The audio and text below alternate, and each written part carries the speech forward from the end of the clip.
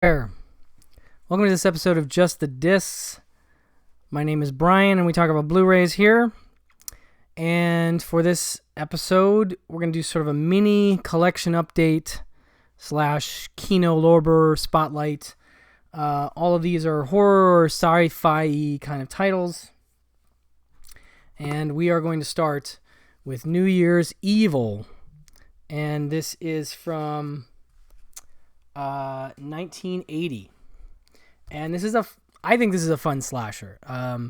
This is, of course, a film that may look familiar in terms of Blu-ray because it got a release from Scream Factory some years back. The cover looks like that, but I think you're going to want to trade in your Scream Factory because this has a brand new 2K master for one. I mean, maybe not. Maybe you hold on to it, but it's got all the extras, I believe, from the Scream Factory that have been transferred over to this disc. So it's basically the same thing with a better new transfer. So just that heads up. But so the idea is that on New Year's Eve, you have this. Well, here I'll just. Brand new 2K master, very exciting. On a totally punked out New Year's Eve, vivacious TV hostess Diana Blaze Sullivan counts down the hours to midnight, but as her show progresses every hour on the hour, a savage maniac slashes up a new female victim. As the trail of mutilated bodies spreads throughout the city, it becomes apparent that the psychopath's ultimate target is Blaze herself. Desperate to stop the bloody rampage, the police frantically seal off the ongoing televised festivities, but the killer is quicker than they suspected, and he's also the last one anyone suspects.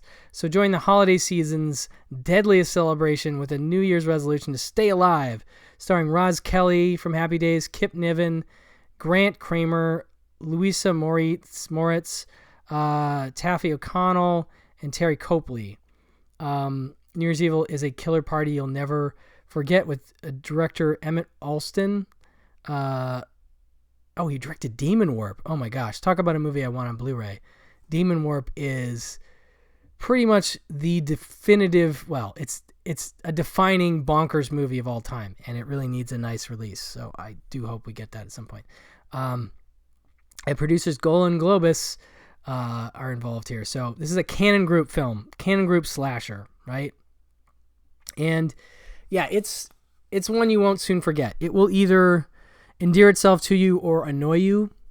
The killer's, I think he's using some kind of voice altering device long before Scream, but it's much more of an annoying voice. It's almost like if you've seen Phantom of the Paradise, the sort of electronic voice that the Phantom has through the mask.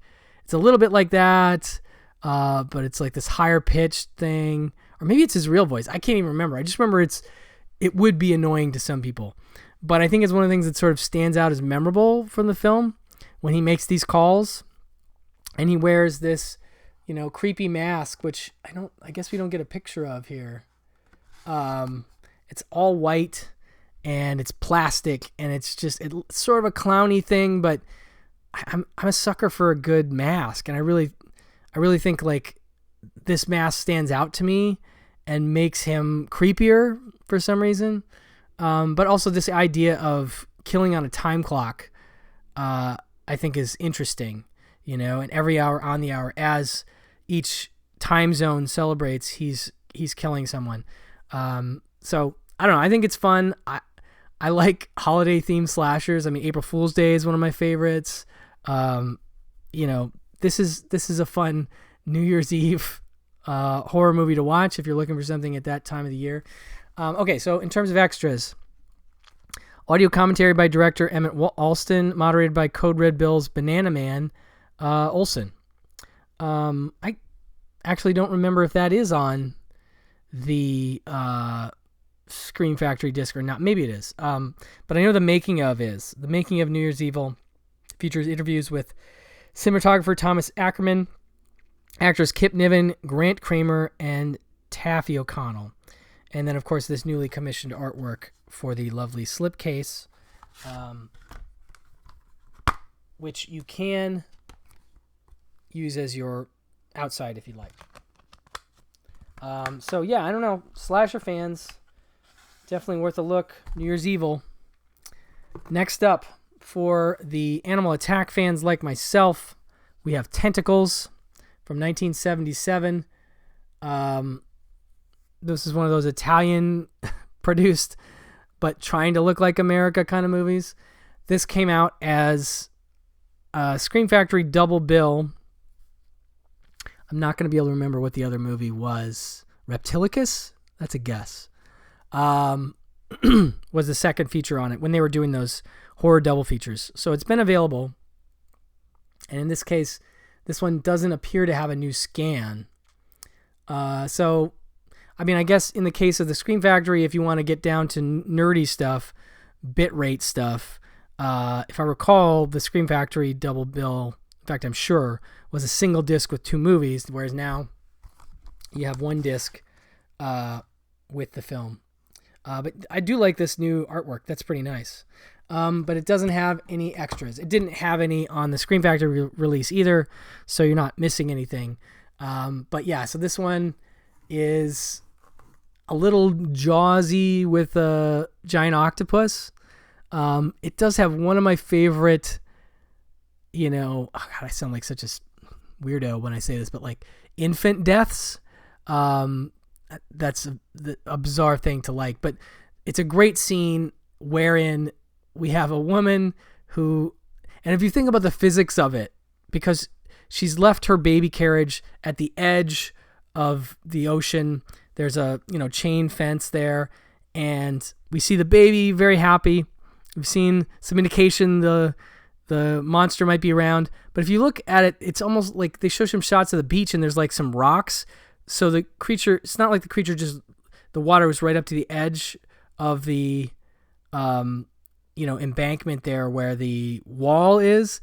And so that it could just reach over and grab. It would have to climb up on the rocks. Or I feel like I've watched it a few times and kind of been like, wait a minute, there's some rocks on the beach there. How is this going to work? But regardless, it's a fun scene because you see the carriage and then, maybe I'm misremembering it, but I swear I've looked at this a few times. See the carriage by the edge. The woman leaves it there and sees a friend across the street and says, oh, hey. And the friend is in her car and she's talking to her. We keep seeing cars go by. That's like almost like wipes across the screen. And finally a bus goes by and boom, the carriage is gone. And it's a fun little bit. And then the carriage is in the water and you're like, oh my God, the thing ate a kid. It's crazy.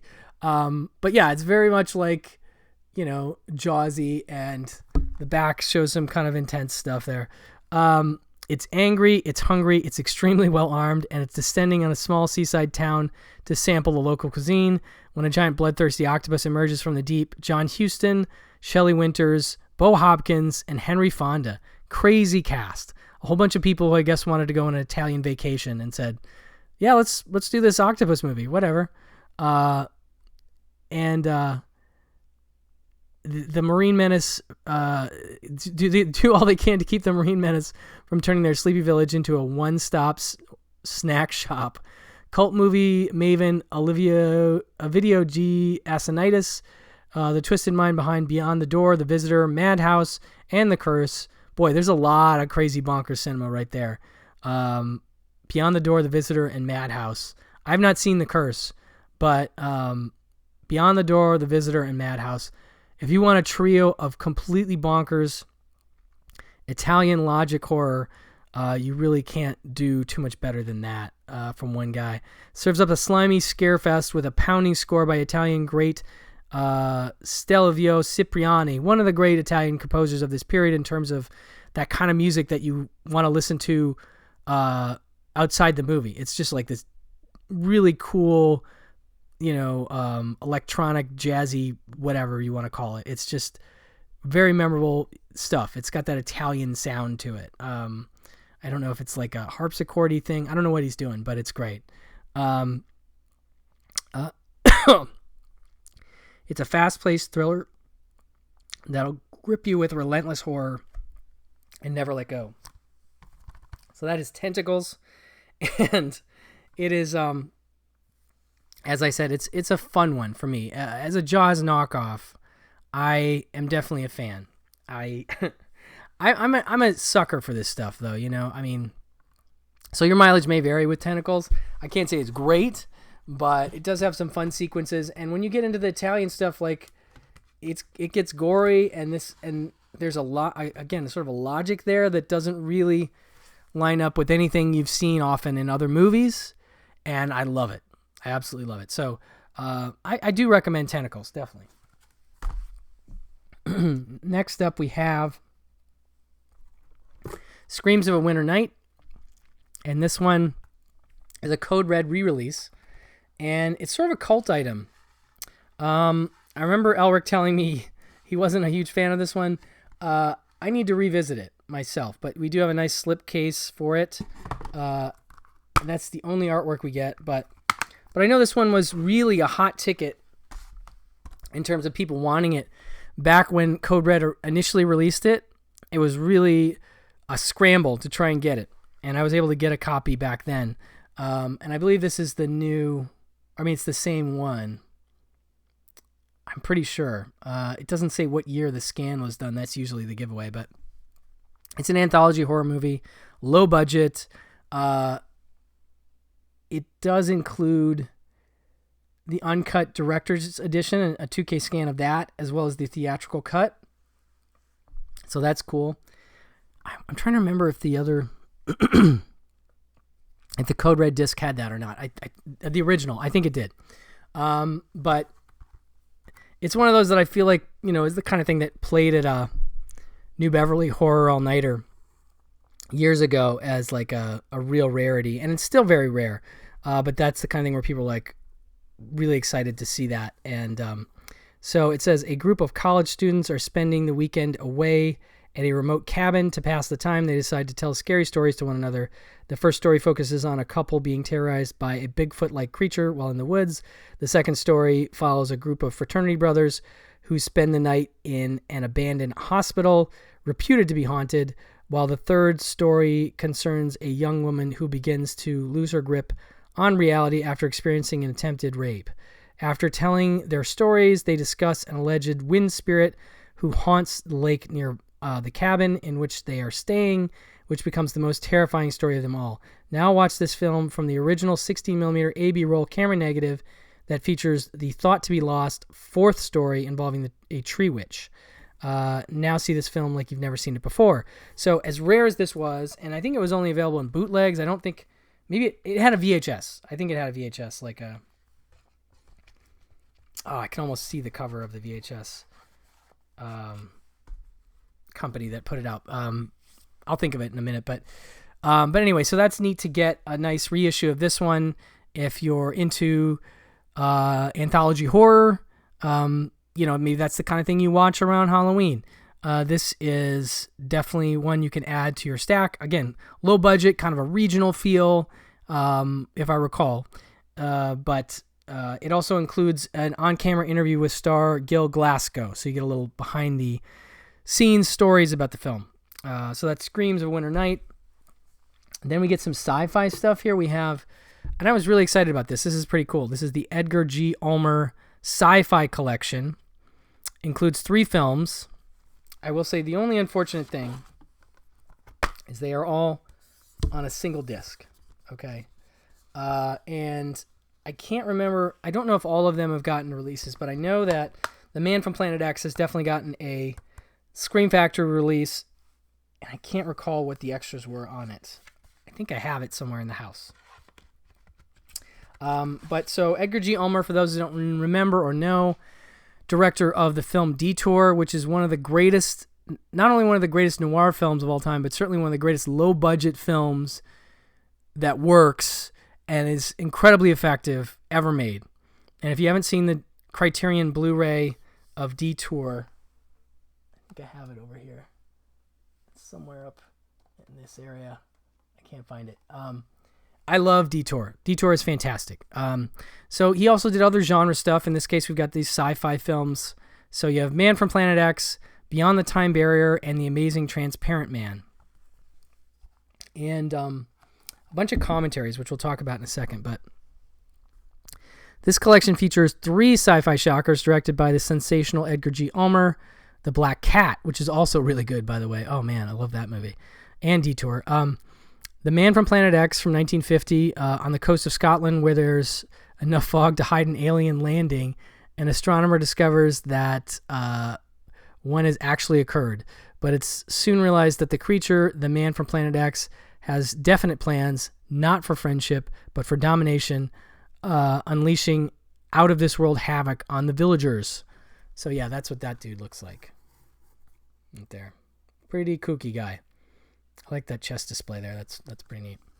It almost looks like a 60s like stereo equipment commercial, the way the woman is staring at it or something.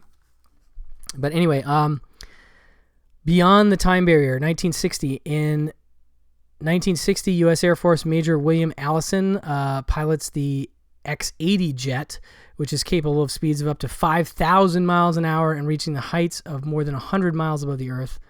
Of course, this is before we would actually go to the moon ourselves, so a lot of speculation here, which is fun. Upon nearly reaching outer space, Allison is unaware that the X-80's tremendous velocity has propelled him through a time barrier and into the post-apocalyptic year of 2024.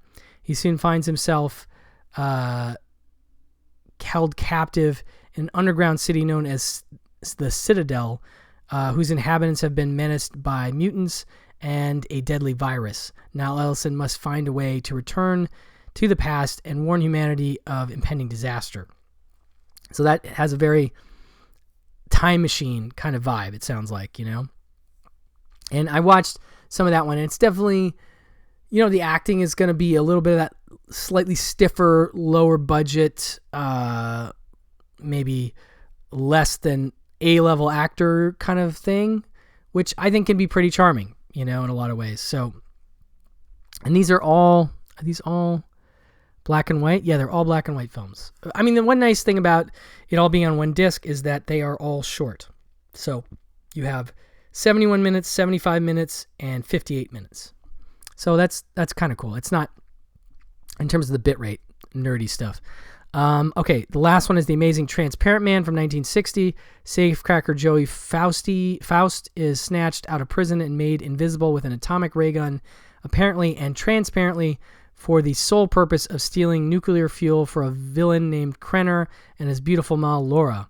But when Faust realizes his radiation-generated new look is slowly poisoning him, the tables are quickly turned, and his simple heist could now become the decade's most horrifying nuclear nightmare of vengeance. I like those descriptions.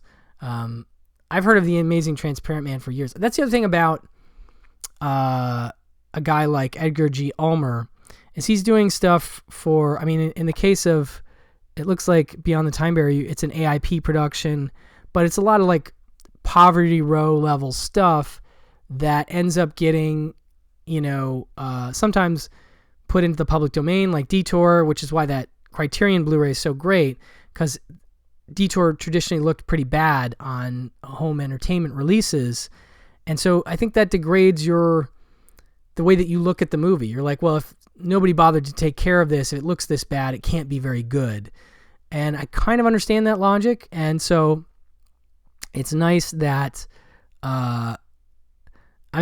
these aren't necessarily on the level of the Detour Criterion. That's an amazing restoration.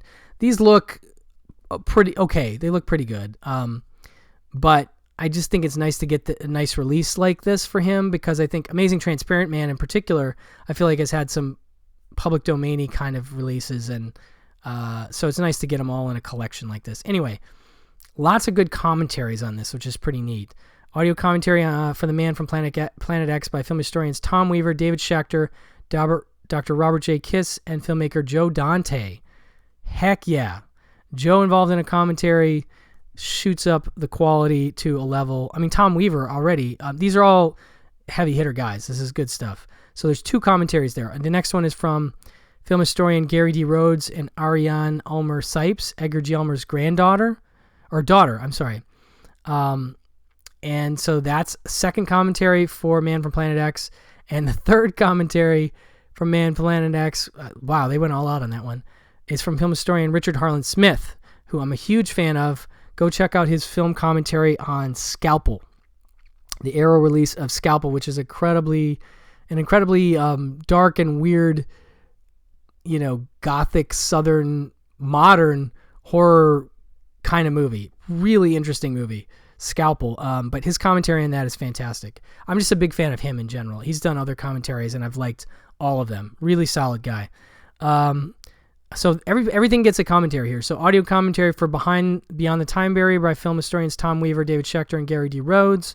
And then audio commentary for The Amazing Transparent Man by film historian David Del Val. So also no slouch. I really like David Del Val. And I've met him, I've seen him in person at some horror nights in Los Angeles. Really, really cool guy. So anyway, that is the Edgar G. Ulmer collection, sci-fi collection. And that's very good stuff. So that's next. And then last, we have one more Code Red title. This is called Starflight One. And this is from 1983.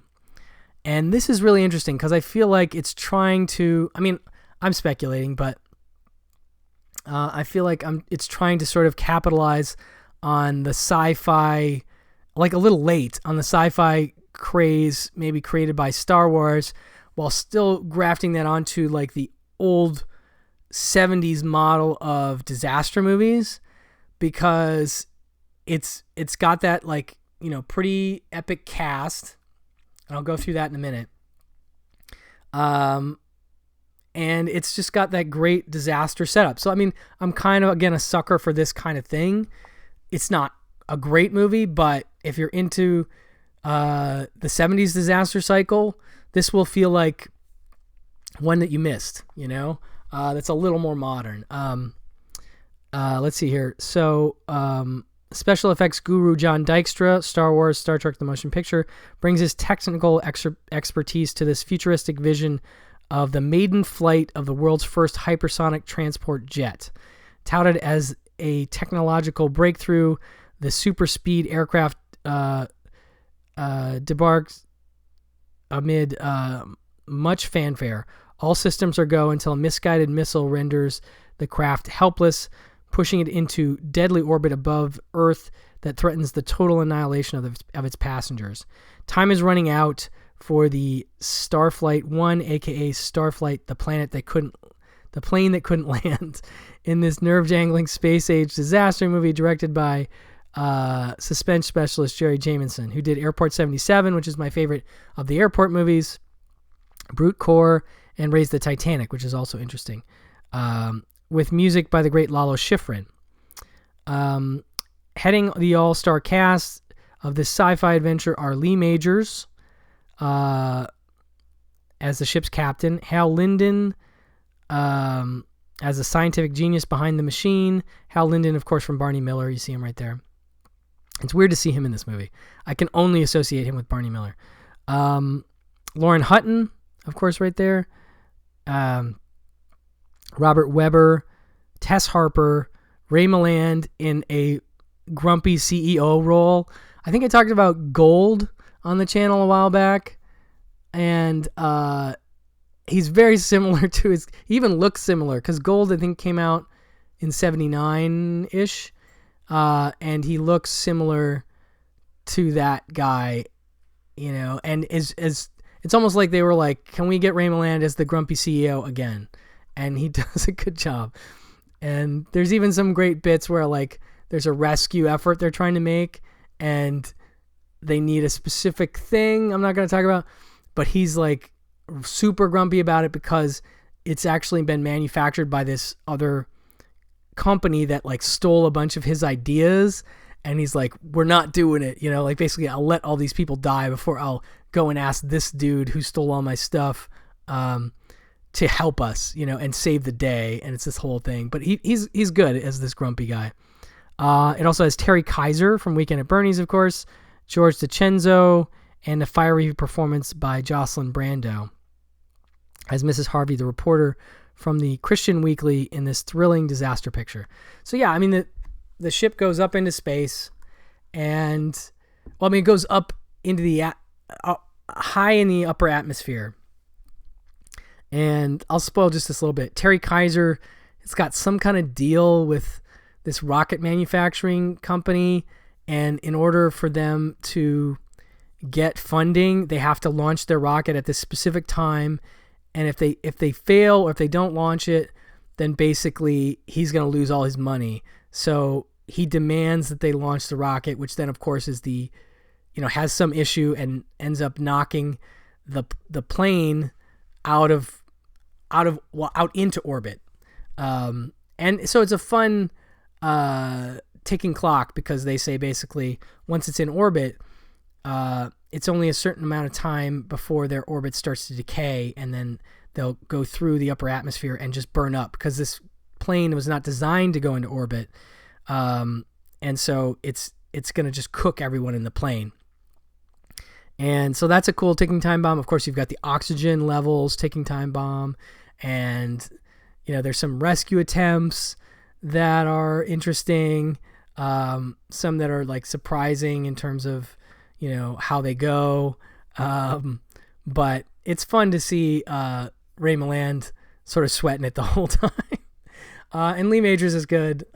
So anyway, this is for me, like, again, as a fan of disaster movies of the 70s, this is a lower tier kind of thing, but enjoyable and engaging enough to me in that it delivers what I want from a disaster movie, which is some, technical, technology gone wrong kind of thing, and a good all-star cast, familiar faces, a lot of melodrama between the different people. There's backstories in there and whatnot. And so, if that's your bag, then I think Starflight One will be enjoyable to you. But yeah, like, it's not like Airport 77 for me is like legit, like pretty awesome in terms of the whole setup and how it plays out, and the rescue stuff, and the cast is amazing. This is not quite that level, but regardless, fun to get this on Blu-ray, and it is a new 2K master from Code Red. So that will do it for this week's episode, this Kino and Code Red spotlight. Hopefully there's some stuff in here for you to enjoy. Thank you for watching. Thank you for listening, and I will talk to you very soon. Bye-bye.